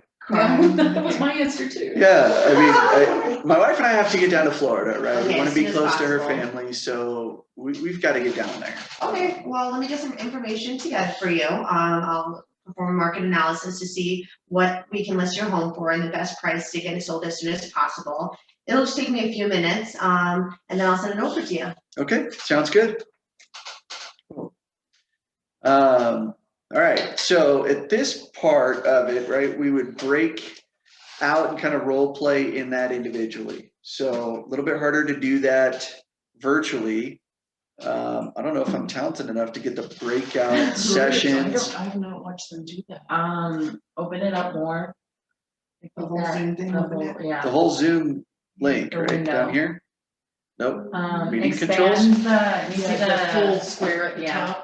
It's This- the second one, the second one. This square, on the left. No. No, that just shrunk Salvador. just grab it on the left-hand side and then like make the window bigger. Here, No. We're getting closer. Oh, what are Yeah, the I mean, it three is dots? larger. not that, Oh, that's, unmute, those are them. What about the arrow at the bottom right corner? I think this will Here, do you mind if I expand. just take over? Just, yeah, do it for me. There she goes. See, you're techy. We're gonna give a big round of applause. Oh, no, that's not where it's at. It's over here. Ah, there it is. It disappeared. I think it's under More. more. Participants, More participants. breakout rooms. Oh. And then, How many- How many people are participating? 1, 2, I Five. think we've got 2, 3, Fours. 4. I'm here. So let's do 2. 2 Okay, rooms? yep, yep, automatically. Okay, Yep, that works. open all rooms. Bye, Okay. y'all. So take that time to go through. Cool. Whoa. Let's get on the home keys here. Can we steal? Because Jamie has one. Yeah, I've got one. Yep. Are we marking together? Okay. Outside? Yeah, you want to do Okay. method? Method acting? This is the only one I didn't get is like, how did you hear about me? I guess that would be, I guess it's still a question that maybe you wouldn't have already asked them. It would just be a question, because you've already talked to them. This is a pre-listing questionnaire. Yeah, I guess I could still just be asking you, yeah, hey, by the way, how did you hear about me? Actually, my cousin gave me your information. Oh, okay, and who is your cousin? Katie, Okay. you sold her home a few years back. Oh, yeah, over off of Moore Street. Yes. And so where are you gonna be moving to? I'd actually like to move down to Denver, Denver, and what takes you to Denver? just closer to friends, and my parents live down in Canyon City, so it's a quicker drive down to Canyon City. Oh, okay, that's nice, Mhm. nice. And then how soon are you wanting to be in Denver? I mean, as I'm not in a huge hurry, just, sooner rather than later would be great, but, I'm willing to wait for the right property to come along. Okay, so when you say you're ready to wait for, is there a time limit? Like, are we talking you're okay with waiting a year? No, that would be a little too long. I mean, I would like to get out there within the next, 60 to 90 days would be great. Okay, so pretty quick, but not, next week. Yeah. Okay, and then, so if we sold your home in the next 30 days, that wouldn't cause any issues for you in any regard? No, not at all. Perfect. And then what if we didn't sell your home? Well, I mean, Gotcha. I hope we do sell the home. I don't think we'll have any issues selling the home, so I don't know. I guess I didn't think of that. Okay. Is it something that like you have to be in Denver, or if you didn't sell your home, would there be other options for you? Yeah, I'm willing to look, outside of Denver, but I still would like, easy access to I-25 and somewhere maybe even south of Denver. Okay, makes sense. All right. And how much do you owe on your current property? 266. Okay. And then what I'm gonna do is I'm gonna send you a packet of information, and it'll just take me a few minutes. If you'll just take a few minutes once you receive that to review that before we actually meet, that'd be great. And then when we meet, you can ask any of those questions ahead of time and we can walk through it. Okay. Do you have any questions before we meet? Anything right now that's Nothing at the top of my head right now. all right? And then at the meeting, will are you going to be the only decision maker, or there's someone else that owns the home that would be making any kind of decisions? No, just me. Just you? Perfect. And then just so you know, our meeting will take place, when it takes place, it'll take between 60 and 90 minutes. And does that work for you? Yeah, that works great. Awesome. So I look forward to meeting you next Thursday at 1 o'clock. All right, perfect. Thank you.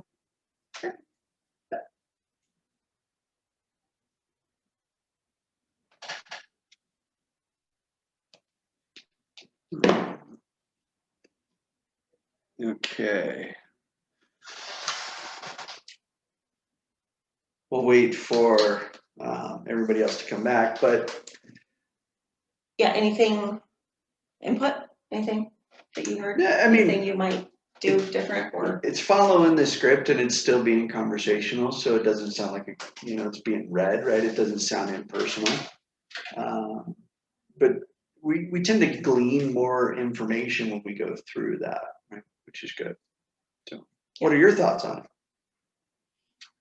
No, I think it's great. I think, like you said, it takes practice, because I can definitely see getting into conversations and then having it take me one way and then getting everything and then forgetting, some of the stuff that you would want Just to getting ask. caught up because you have scripts in your head. Yeah, so if you have it, done it enough, then you're not gonna forget the questions that you wanna ask. Just write it down, right? And even if you've talked about it before, you can say, hey, so when we chatted before, you mentioned that, da da da da da. Is that still your timeline? Is that still your main reason for it? Has anything changed? Tell me more about that. I mean, I think this is easier because you're gonna most likely be doing it over the phone. So you can have your piece of paper right in front of you, Yep. so. Absolutely. Yeah, so do it over the phone as you're setting through. It's important to know where business is coming from, right? So how did you hear about me? If it's somebody that you connected to, right? You were calling through your database and it's somebody that you knew, right? Still write it down on there so that you can track where does stuff come from. Yeah. Because if you're wanting to spend money in lead generation to generate leads to this, whatever this is, but it never returns any money for you, stop doing it. Yeah. It's and I can't remember who it was. I think it was Gene Rivers that was talking about. Gene Rivers is out of Tallahassee, Florida. He's talking about the movie theater advertising that he did, right? Mhm. And they did it for a year. A lot of people commented like, hey, I saw you at the movie theater, right? In that deal before the previews released, right? So he did that, and the year comes up to like, yeah, we got a lot of comments on it, and he just renewed to it. It was a big expense. And then the end of the next year, he's like, have we had anybody that's actually come to us from that app? Like, no, but everybody like sees it and they really like it. I don't care if they like it, it's not giving us any money. Right. Okay, so we're gonna close the breakout rooms and bring everybody back and just kind of.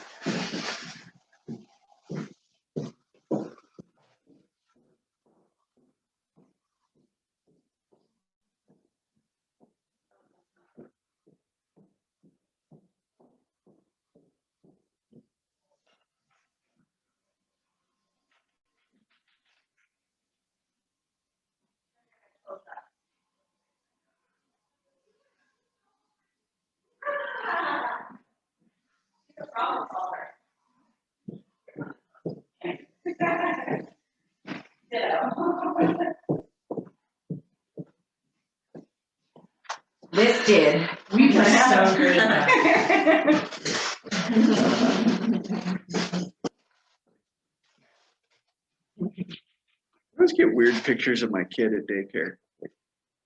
Let me see, what's he doing? He just like drawing. What's the top of his Top of head? his head. Weird, he's writing his memoirs, that's awesome. He's drawn on a car. Kid loves cars, but so.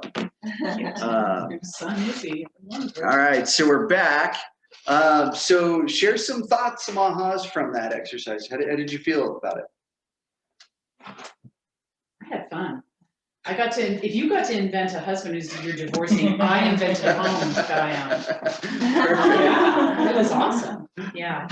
And I was trying to throw Linda curveballs and she just caught them or hit them or whatever you do with curveballs.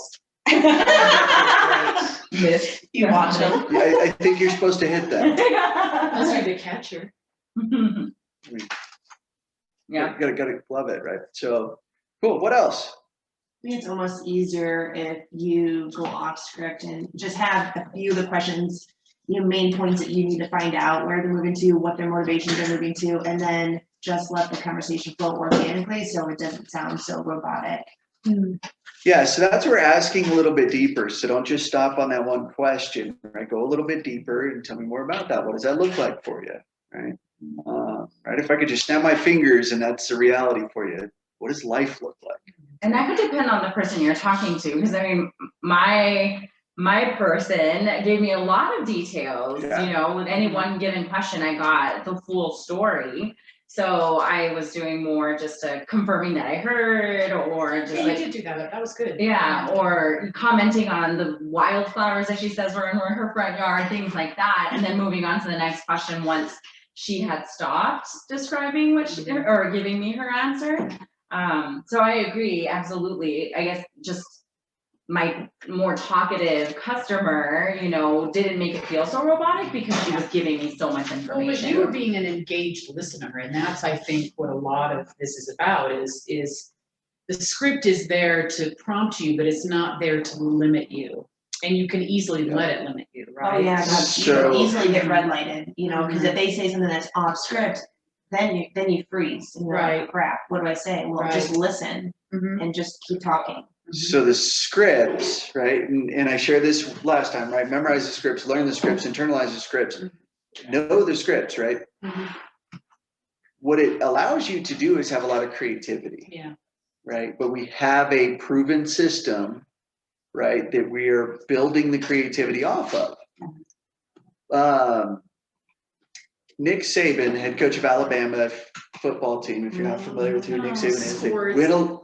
win a lot of games, and I hate Alabama, Me too. because what's Roll that? Who's your Tide. team? Ohio State. Mine too. Yes, we're best friends. Holy crap. That just happened. I was like, okay, so Put it's your Alabama. tattoos I'm like, away, who's this team? Yeah. Passing Big Ten. So Alabama is they win a lot of games. Nick Saban will he'll say, be where your feet are. Be present in what's going on right there, right? We need to be present in there. And sometimes early on when we're learning scripts, we tend to get married to the script and not hear what's being said. That's why it's important to internalize the script so that you don't skip things that are Yeah. important, Yeah. right? We know how to ask a question, and then you can add the creativity to it. Honestly, it's a life skill too. I mean, and as I've gotten older, I've gotten better at it just because you get more practice at it. Yeah, I figured out that I'm not as smart as I thought that I once was, so It's a good I need to lesson talk learn. less. Good lesson to learn. Right. I learned that lesson. Salvador's laughing. He's already figured out that I'm not as smart as I think I was. He's a whippersnapper, that Salvador. All right, so and I think that pre-call script is a little bit ahead. So let's talk about converting leads to contacts, right? So the simplest thing to do is just ask somebody to meet, right? It sounds like we should meet, right? How does 3:15 on Friday sound, right? I've got time in my schedule, this time, that time. Sooner the better. The longer you push out appointments, the more likely something is to come up, and right? They decide to jump on Zillow and, oh wow, Zillow is buying homes and only charging 1%. That's a pretty good price. Why don't I just sell it to them? Right. But if you can get out in front of those conversations, you can still be in the right spot, right? So it all depends on how the conversation goes. And this is where script practice really helps, is asking for the appointment. far too often we get nervous, too nervous to just ask, right? Ask to meet, right? Salvador, for sale by owners, right? You're going to have to get in front of them to meet, right? You want to see the house. That's an important skill to develop, right? And knowing why it's important to meet, right? Relationships are developed and built and strengthened face to face, right? Not so much voice to voice or text to text, right? So any questions here on asking for the appointment, or any role play conversations, anything you guys want to work on or discuss a little further? I think for me, it's just going to be focusing on the scripts and how to approach a FSBO, just because they want to have direct data. They want to see what you can do for them, what they can't do for themselves. So it's an automatic, what can I do? What can you do for me? What do you offer? What services do you have? And I really want to study some scripts, because there's information in there totally just to figure out how to approach people, what information to get from them, and then to seem professional and seem professional to them. So that's a big point of it. Yeah, so, you know, as we look at that, I had a trainer that I used to work for that said, if you want to be a better closer, you have to be a better opener. How you open the script and the dialogue matters, right? And who you're talking to matters. Because if you don't have the rapport, it doesn't really matter what you say. But if you've got the right rapport, you can pretty much say whatever you want, and it's not going to come across like my best friend Josh. Doesn't matter what I say, right? I could tell him to go to hell. I could tell him to fuck off. It doesn't really matter. Like, it's just conversation. It's just dialogue, right? But if I called just a cold call prospect and I told him that might not go as well, right? We don't have the same rapport. Right. If I didn't know Josh and I called him and told him that, that wouldn't go well, right? There's some people that would just respond to it, but I think that's about 1% of the people you may ever contact. So don't build your business around the 1%, right? So we'll get some scripts on over for you for the for sale by owners, but you want to get over there and meet and talk through what it looks like. So, you know, one of the conversations is, hey, I'm assuming that commission is one of the reasons why you didn't want to hire an agent in the first place, right? I already know that's their objection. I'm just going to give it to them. Mhm. Yeah, we wanted to save some money. Okay, great. So what other advantages do you see selling it on your own? There are no other advantages. It's just a pain. Mhm. Great. So what are the disadvantages? Right. So, right, if we could sit down for 15 minutes and I could show you how hiring me actually will net you more money. I'll make you more money. And I could take all the headache and hassle. Would that be worth 15 minutes of your time? And knowing maybe what they do for a profession, if you can just talk to them and find that out, because if they're, that engineer, and you can go in with, how much money do they think they're saving, and they give you an amount, and then you can use data that shows that, well, if we do this, this, and this, and this is what I can provide, and I think that we can get this out of the house, and what the difference between those two things are. So just different ways of attacking it. So it's just finding the pain points, right? So ask for the referral, right? As you're talking to folks that you know, hey, by the way, who else do you know that might be thinking about selling their home in the next 90 days that I could talk to? Mm-hmm. People automatically assume you work with buyers, so just ask for sellers, right? Lean in that direction. Don't lead generate for buyers, you'll find the buyers. I have a question for the follow-up, where you were talking about, following up with people daily, which I would assume like your warm leads, right? Daily is going to be a hot lead, right? They need to do something right now. Okay, never mind then. That answers my own question. Okay. Thank you. Okay. So listing presentation. It's important to have a guide. Whatever you use it. I'm going to pass this one around. By the way, like I said, in virtual land, if you're not here, the mat show is not as good. This is the listing presentation for my team. But I can't hand this to you virtually. So if you guys want to look through that, those that are here. So the listing presentation or template or consultation, it should be a discussion, right? So there are some very specific scripts or dialogues that I would learn and have around there. But again, it should become very conversational, okay? So for those that are in or watching virtually, if you go into command under designs, right, you can just create new design, right? Whether it's print or whatever, and you can actually pull up and see this template, this listing presentation template. There's a number of them to choose from, and I think we have. Yeah. But I need to Stop share. reshare this one. All right. So Sharon, give me a thumbs up if you can see my screen. Okay, cool. So right, it's under designs, add new design, and it pulls up. There's all sorts of different templates. Just depends on what the design is that you want, right? Let it be you. And you can edit these and do a lot of customization for it as well. I promise you it's easier to edit than create. Yeah. But please, for the love of God, do not spend like 6 weeks trying to make this perfect. Take what's there, add some pieces to it, and then go use it. So here's a lead generation technique for anybody that knows anybody here in the Denver metro area. Call up and say, hey, my coach challenged me to have 10 listing consultations with people that I know. They're just practice listing consultations, right? So that I can get feedback on how I'm doing. Would you do me a favor? Could I come over for about 30 minutes and I can just walk through this with you? And I'd really love your feedback because I really respect your opinion. Would that be okay? Most people are going to say yes, right? Happy byproduct, you'll probably find some people that want to sell their house. Good news is you'll get some feedback. Yeah. What's the scripts? I said this and it worked. I said this, it didn't work. They had questions, or man, I went through this and they were asleep the whole time.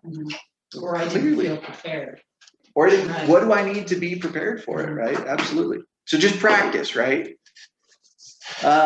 In the Millionaire Real Estate Agent book, it goes through this story. And I'm 95% sure it's in this book. So if it's not in this book, I'm gonna go check. don't throw me up on the cross, right? But here's the story. There was a class, right? And this was, what do you call it? It's the ceramics class, right? So they divided the class into two groups. Now, one group, right, the group on the right side, they were going to be graded just based on volume, right? If they did X amount of volume or more, they got an A. If they got X amount or Y more value, they got a B, right? It was just that way. So it's just purely in the volume and the weight of the pots that they built, they created, right? The other pot, or the other half of the class, the left half of the class, they were just going to be graded on the quality of one pot. They only had to turn in one, and the higher the quality, the better the grade. Right. So when it came time to the end of the semester, right, and they're going through and they're putting it in, the right side of the class, they hit the A, right? They produced enough the quantity, but what they also did was they produced a lot better quality than the other group because of practice, right? What did they figure out? Yeah, how to be more efficient, how to be. Things explode in the kiln is what I figured out in my ceramics class, but that's a different story. Yeah, well, I mean, you have to blow a few up before you figure that doesn't work. I should stop doing that. Right. When I was working at the bowling alley and I took the hot glass coffee pot out and I put it in the water and it cracked and broke. And I was like, oh, that was dumb.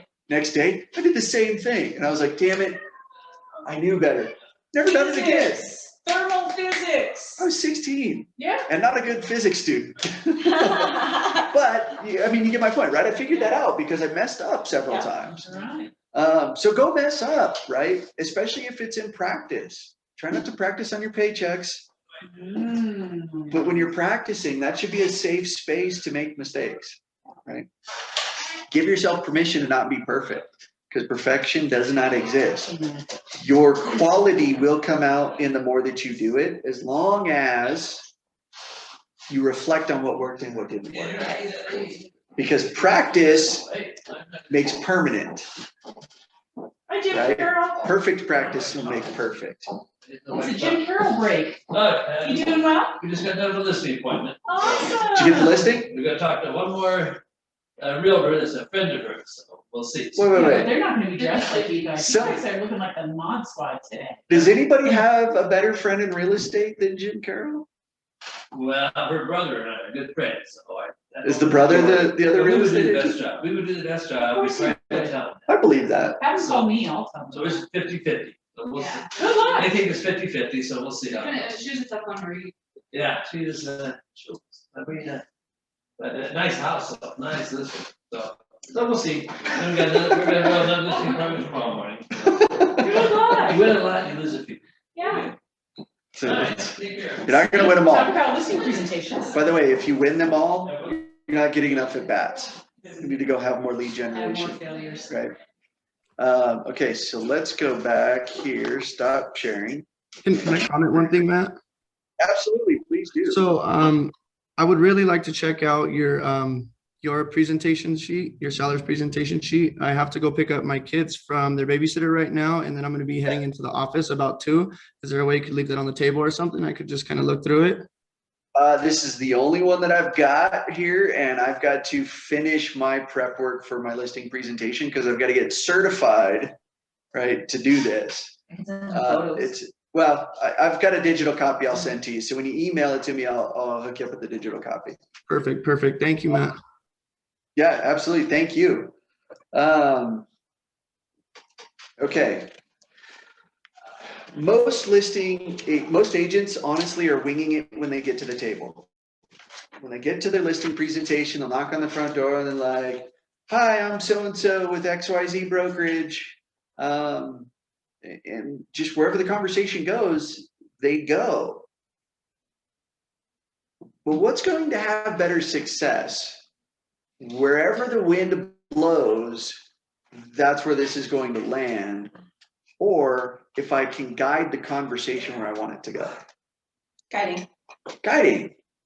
That's what the listing presentation, the consultation should do. So as you look at this, what you'll find out is that there are so many objection handlers that are built into this already, right? So if they're worried about this, if they're thinking about this, if they were listed previously with somebody else, here's an objection that they're probably going to have.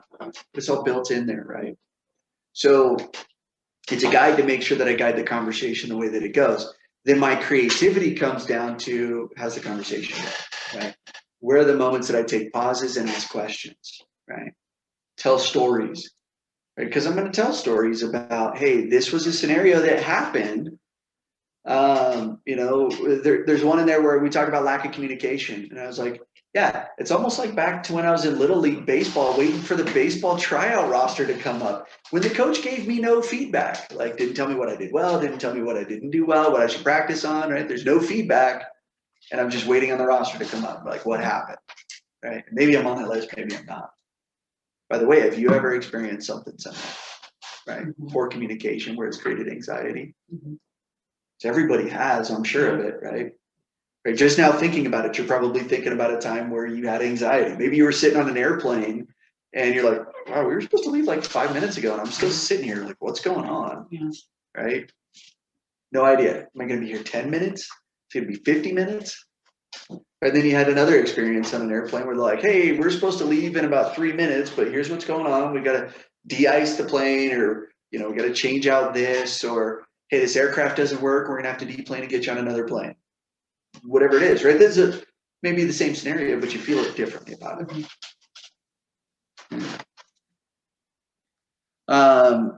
So here's the listing presentation practice piece of this class. And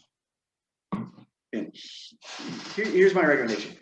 Go do it, right? Print it up and just call your database, call 10 people, call 50 people. It doesn't matter. You could have this conversation with everybody in your database. My coach challenged me that this is what I need to do, and I got to get it done this month, right? So you could say 10, but you could end up doing 50 of them. It's not going to hurt. But go through and then write notes. What was the feedback? What did you like? What didn't you like? What worked? What didn't work? You'll get good at it. Questions or thoughts around this listing consultation, this listing presentation paperwork? I tell you, I did lose a listing once because somebody had a really nice brochure like this and I didn't have one. What a stupid reason to lose a Right. listing.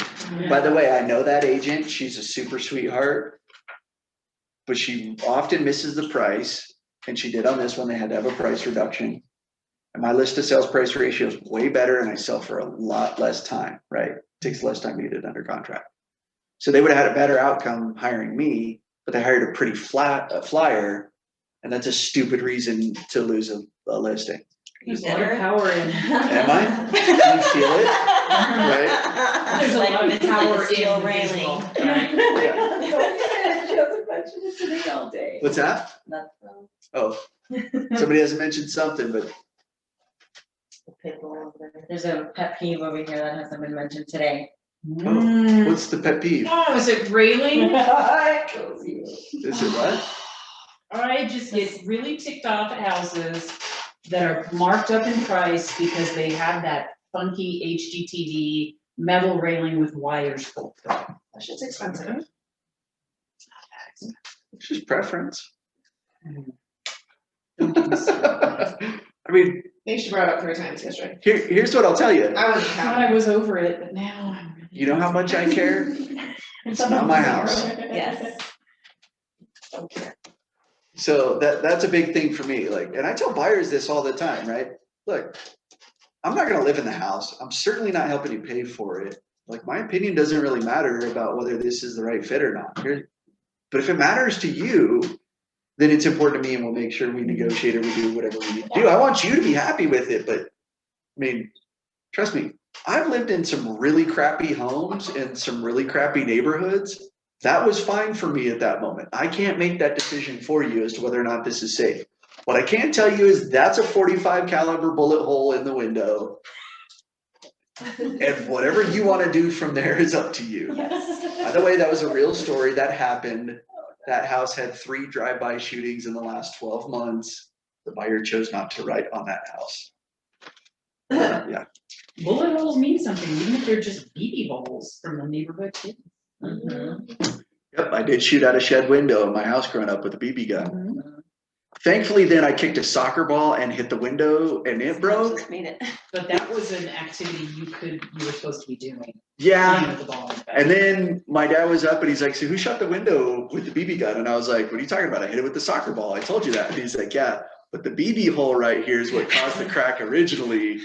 Then you hit it with the soccer ball. And I was like, Smashed it more.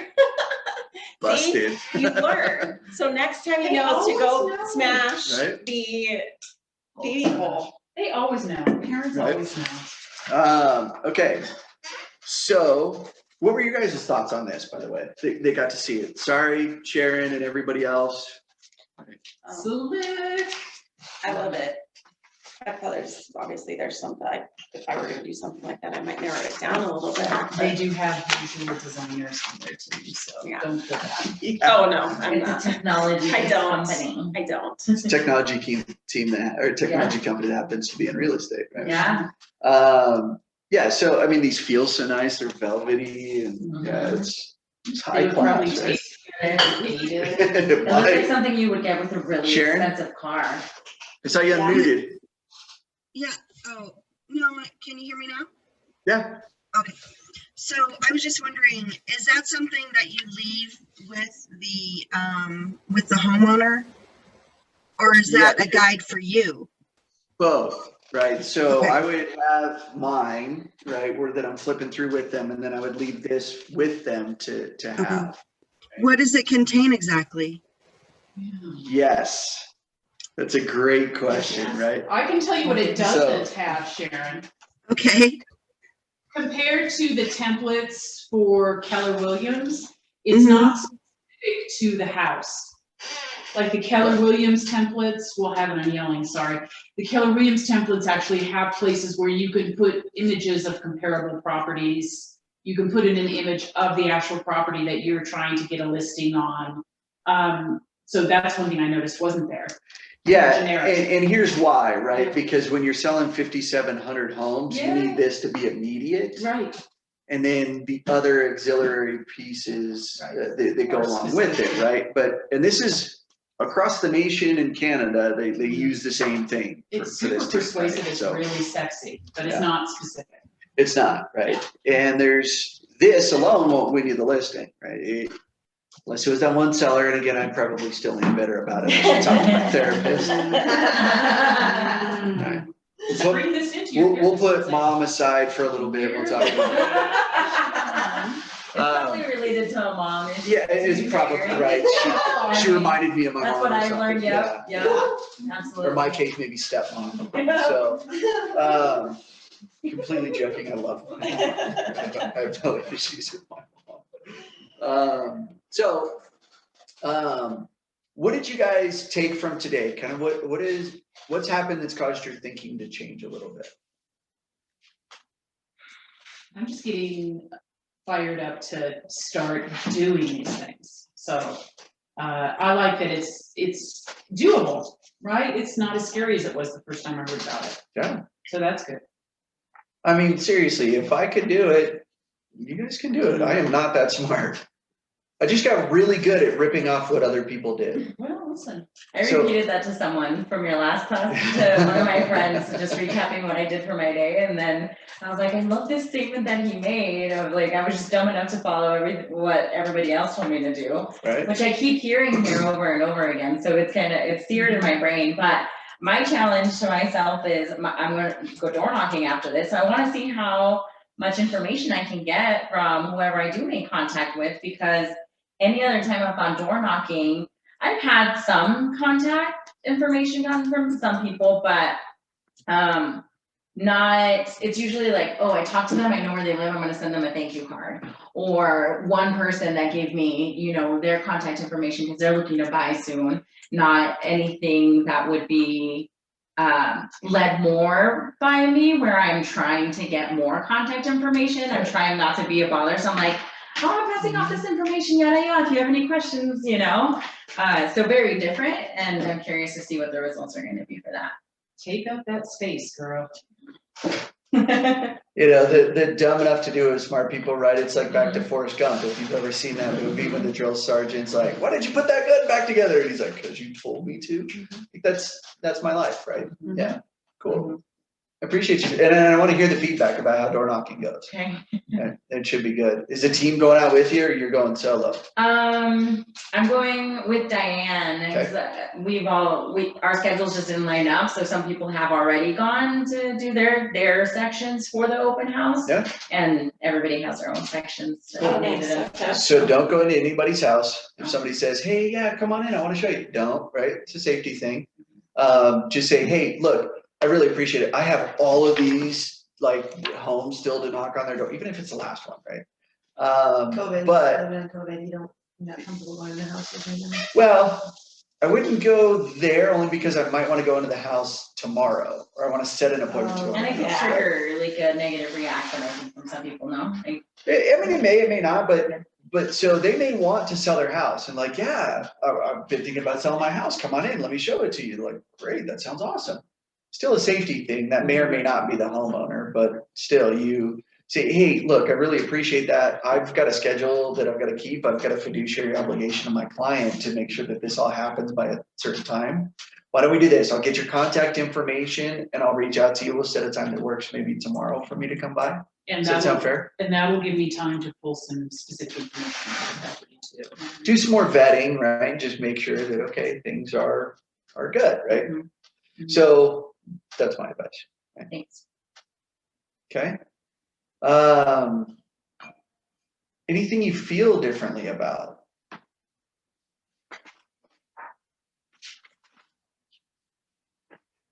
Tutus. Sharon, if you didn't hear, she said tutus. I heard. I think you should show me. Stand up. You got to prove you're not wearing a tutu. Oh, he doesn't do it, so you must be wearing a tutu. Objectified here. No. Stephanie is very persuasive. It's not the first It doesn't time. go that way. Women don't do that. Oh, they sure do. No. I was big into CrossFit, and the owner of the gym that I was going into, Chris, is a very handsome guy, very fit. Mhm. A picture of him working out without a shirt on ended up on CrossFit.com, right? The website, the main site. Yeah, the comments objectifying Chris was like, oh my God. Are you sure they weren't things like, I would love to cook him a meal? There was some of that. There was some more that was like, man, you kiss your mother with that mouth? Wow. So here's the big piece, action, right? What's going to change? What's going to be done differently as you move forward from this? More, better, More, better what? everything. Conversation. So specifically, More contacts per week, better listening, better information gathering, better connection, better service.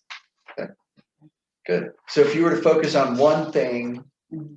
that would have the biggest impact on your business, Mhm. what would that be? It's just making the contact. Contacts, Yeah, some more contacts, more contacts. talk to more people. Yeah. Do you have a goal?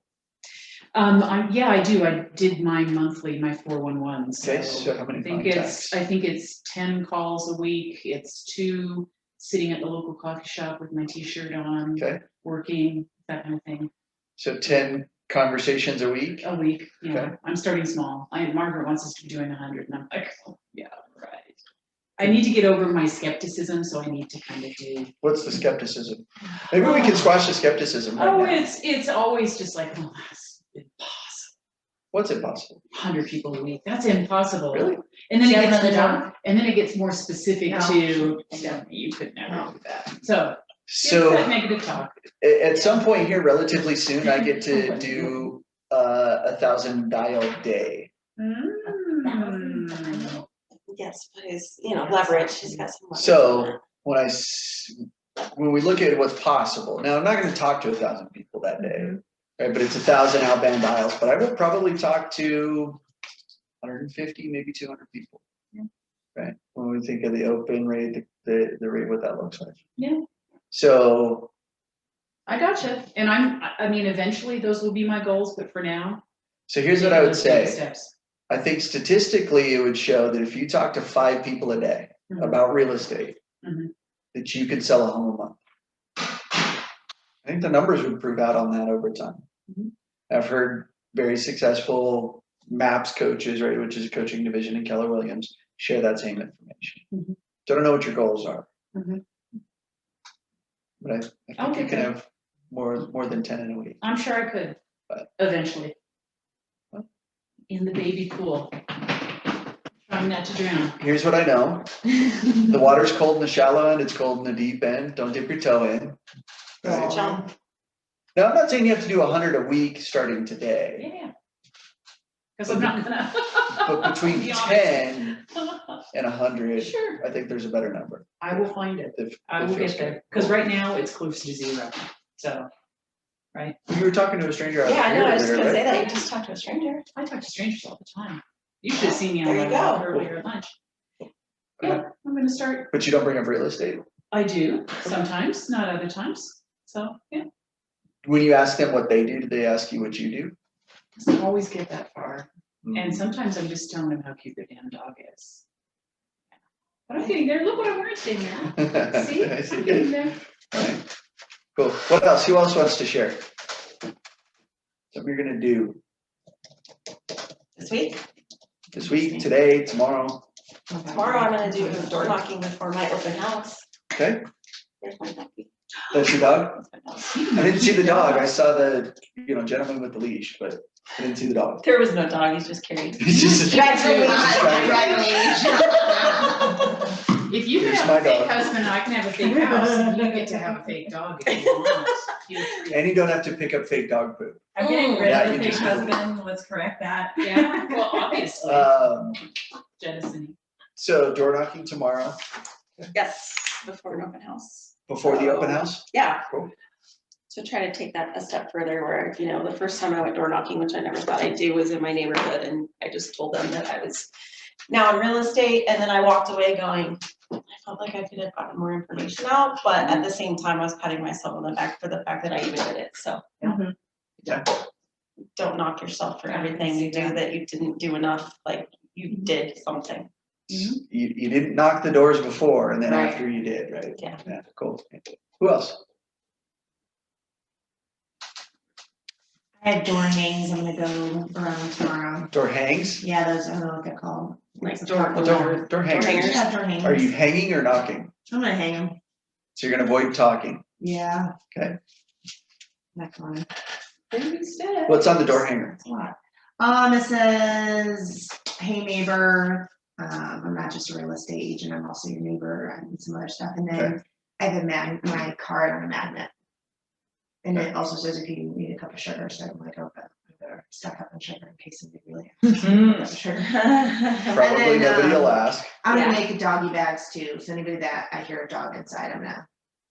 And also one of my neighbors, their dog got loose and I was on my way to work and I got the dog. She was the cutest little like black lab and she just, as I opened I like rolled down my window and I never know if a dog is gonna be friendly. And so I said treat and this dog came sprinting, this old lab came sprinting to me, like, oh shit. International. So I called the owner and it took him like 10 minutes to come.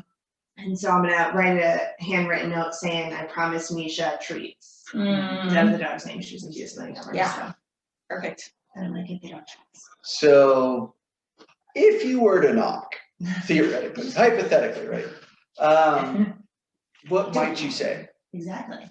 No, I'm asking, What might what you might say? you say? I mean, what? You accidentally, as you're going to put it on, you accidentally knock on the door and someone's right there and they answer it. Yeah. Yeah. You're gonna run? Yeah, oh, ding dong ditch. Yeah. Yeah, so right there, they're looking, they're sitting at their kitchen table, Yeah. right? And they see you coming up and they open up the door and like, Or they've got one of those cameras where they see you coming up the driveway and they're already Everybody at has the door. those, yeah. Yeah, I mean, I guess I would just introduce myself and tell them who I am. okay, and then what?